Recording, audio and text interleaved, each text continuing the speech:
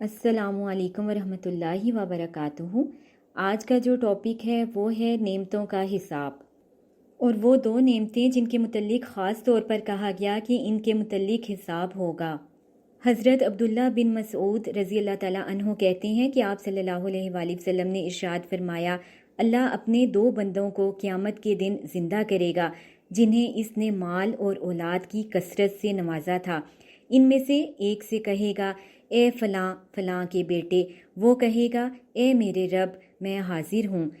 آپ ارشاد فرمائیے، اللہ اس سے کہے گا، کیا میں نے تجھے مال اور اولاد کی کثرت سے نہیں نوازا تھا؟ وہ کہے گا، ہاں کیوں نہیں، اے میرے رب آپ نے مجھے بہت زیادہ مال اور اولاد سے نوازا تھا۔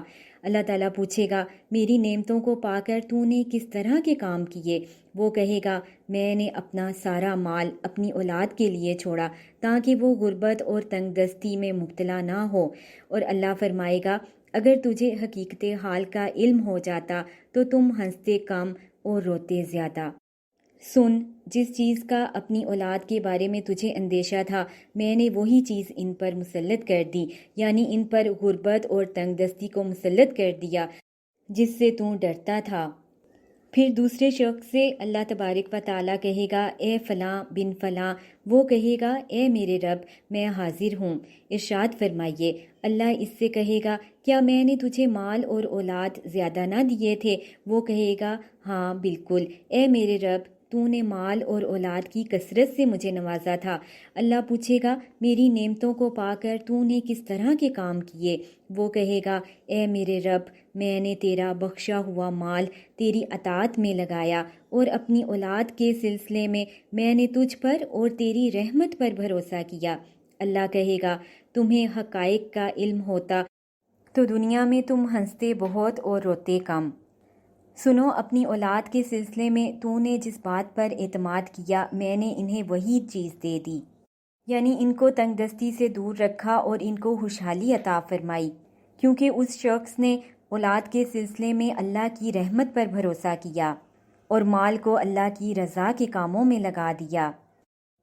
اب یہ حدیث اس بات کی طرف تلقین کرتی ہے کہ انسان دنیا میں کس قدر پریشان ہوتا ہے اور اپنے مال کو وہ بچا بچا کر رکھتا ہے، اور اللہ کی اطاعت میں اس لیے وہ خرچ نہیں کرتا کہ کل کو میری اولاد کے یہ سب کام آئے گا، اور بخیلی سے کام لیتا ہے، دین کے کاموں پر خرچ نہیں کرتا کہ کہیں اس کا مال کم نہ ہو جائے اور کل کو اس کے دنیا سے جانے کے بعد اس کی اولاد کو تنگ دستی کا سامنا نہ کرنا پڑے۔ لیکن دنیا میں یہ شخص جو بچا بچا کر رکھتا ہے، دین کے لیے وقف نہیں کرتا، تو ہو سکتا ہے کہ اس کی اولاد کو غربت اور تنگ دستی کا شکار ہونا پڑے۔ اور جو لوگ اپنے مال کو اللہ کی رضا کے لیے خرچ کرتے ہیں، اللہ کی راہ میں خرچ کرتے ہیں، اور اپنی اولاد کے سلسلے میں، اپنی اولاد کے مستقبل کے سلسلے میں اللہ پر وہ بھروسہ کرتے ہیں، اس پر توکل کرتے ہیں، تو اللہ کی ذات ان کے اس اللہ پر توکل کرنے کی بنا پر اللہ تعالیٰ ان کی اولاد کو خوشحال رکھے گا اور ان کو نعمتوں سے نوازے گا۔